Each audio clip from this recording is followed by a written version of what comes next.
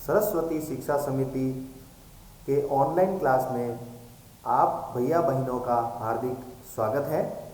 हम आज कक्षा 9वीं का अध्याय 13 जिसके पूर्व में हमने अध्ययन किया है, आज हम प्रश्नमाला 13.6 जिसमें ठोस आकृतियों के आयतन के बारे में पढ़ रहे हैं।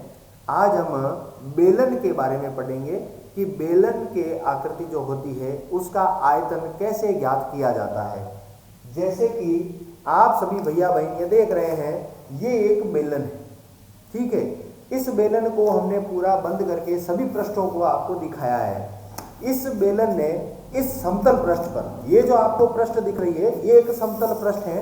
इस समतल पृष्ठ पर इस बेलन को रखने से ये जगह इस समतल पर बेलन ने घेर ली है। तो जो जगह इस समतल पर बेलन ने घेरी है वो इसका आयतन है, वो इसका क्षेत्रफल है। ये जगह समतल पर घेरी हुई क्षेत्रफल कहलाती है। और हम अब आयतन के बारे में स्पष्ट करेंगे, आयतन क्या होता है। ये दूसरी आकृति है, ये भी बेलनाकार ही है, बस इसमें हम आयतन समझेंगे। जो जगह इसने समतल पे घेर ली उसके बारे में अभी पढ़ा जस्ट कि ये क्षेत्रफल होता है। लेकिन इस बेलन में जो ये बीच वाला स्थान है, जो इस बेलन के द्वारा हवा में घेरा गया है, न कि इस पृष्ठ पर, वो भाग इस बेलन के लिए आयतन कहलाएगा। और हम ये आयतन ज्ञात करना सीखेंगे। अब आयतन कैसे ज्ञात किया जाता है उसके बारे में पढ़ते हैं। ये एक बेलनाकार आकृति बनाई जा रही है आपके सामने। इस बेलन का आधार कैसा है? वृत्ताकार। कैसा है? वृत्ताकार। यही वृत्त जब बार बार इसके ऊपर रखे जाएंगे तो ये स्थान हवा में घेरा जाएगा और एक बेलनाकार आकृति का रूप लेगा। तो हम इसको समझते हैं ये क्या है, आयतन निकालने का सूत्र कैसे आता है, किस प्रकार से आता है। तो हम देखते हैं ये जो नीचे वृत्ताकार आकृति है इसका क्षेत्रफल ज्ञात करने का सूत्र पाई आर स्क्वायर, ठीक है। फिर इसके ऊपर जितने वृत्त रखे जाएंगे या जितनी ऊंचाई तक ये बढ़ता जाएगा उसे इससे गुणा करेंगे।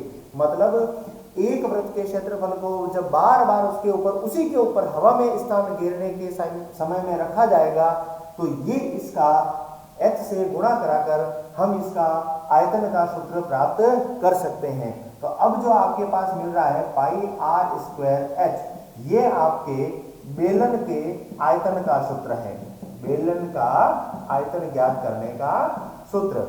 अब ये सूत्र निकलने के बाद हम समझ चुके हैं कि आयतन होता क्या है।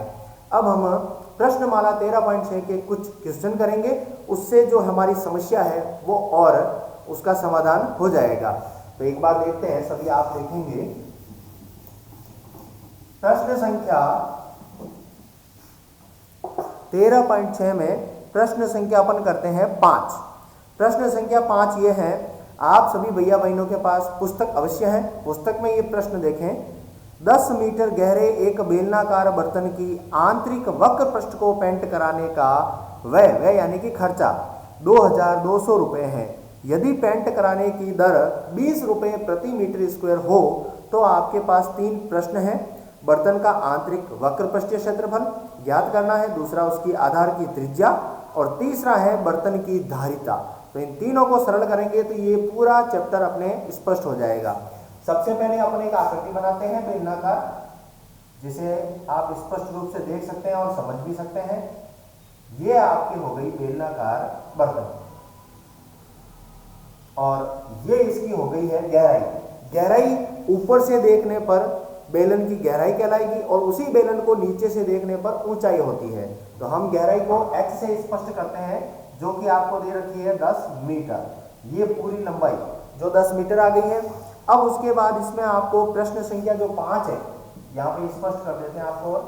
प्रश्न संख्या 5, 10 मीटर गहरे बेलनाकार बर्तन के आंतरिक वक्र पृष्ठ, इसके अंदर की ये मुड़ी हुई जो पृष्ठ है, केवल मुड़ी हुई, ना कि ऊपर वाली। जैसे आपके पास ये बेलन है, इस बेलन का आंतरिक पृष्ठ अंदर वाला भाग होना चाहिए, ना कि ये ऊपर वाला और ना ये नीचे वाला। जैसे हम इसके आंतरिक वक्र पृष्ठ देखते हैं, ये जो दिख रहा है आपको, इसके अंदर वाली जो ये पृष्ठ है केवल गोल मुड़ी हुई, ये वक्र पृष्ठ है, ना कि इसके ऊपर वाला ढक्कन और ना इसके नीचे वाला। केवल ये अंदर मुड़ी हुई पृष्ठ वक्र पृष्ठ होगी और यह अंदर वाली आंतरिक वक्र पृष्ठ होगी।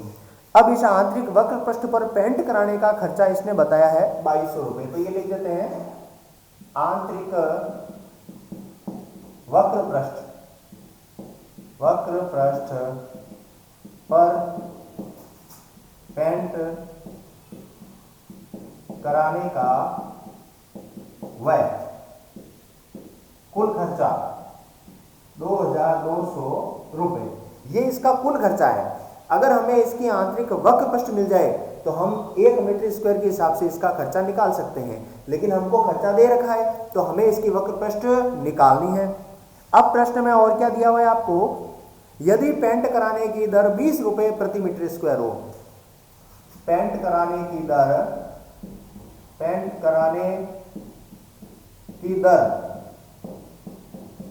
20 रुपए प्रति मीटर स्क्वायर, यानी कि 1 मीटर स्क्वायर भाग पर अगर आप पेंट करवाते हो, कलर करवाते हो, तो उसका खर्चा 20 रुपए है। आपके पास कुल खर्चा है 2200 रुपए। तो यहां से आपको इस बेलनाकार बर्तन या आकृति की वक्र पृष्ठ मिल जाएगी। तो हम निकालते हैं यहां पे बेलनाकार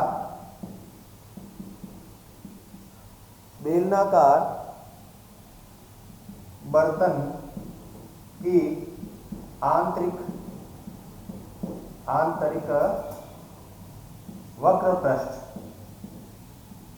बराबर 2200 में प्रति मीटर स्क्वायर के खर्चे का भाग देंगे, क्योंकि 1 मीटर स्क्वायर का भाग देंगे तो अपने आप जितना भी इसका क्षेत्रफल है वो आ जाएगा। 1 0 से 1 0 कटा, 2 का भाग इसमें जाता है 1 बार, इसमें भी 1 बार, और 2 का भाग 0 में 0 बार। तो ये जो क्षेत्रफल आया है वो आपके आ गया है 110 मीटर स्क्वायर। अब यहां से आपका प्रश्न करने का तरीका चालू होता है। पहला सवाल आपको क्या पूछा, आंतरिक वक्र पृष्ठीय क्षेत्रफल। तो यहां लिखते हैं आंतरिक वक्र पृष्ठीय क्षेत्रफल। तो आंतरिक वक्र पृष्ठीय क्षेत्रफल आपने निकाल लिया है, कितना है 110 मीटर स्क्वायर।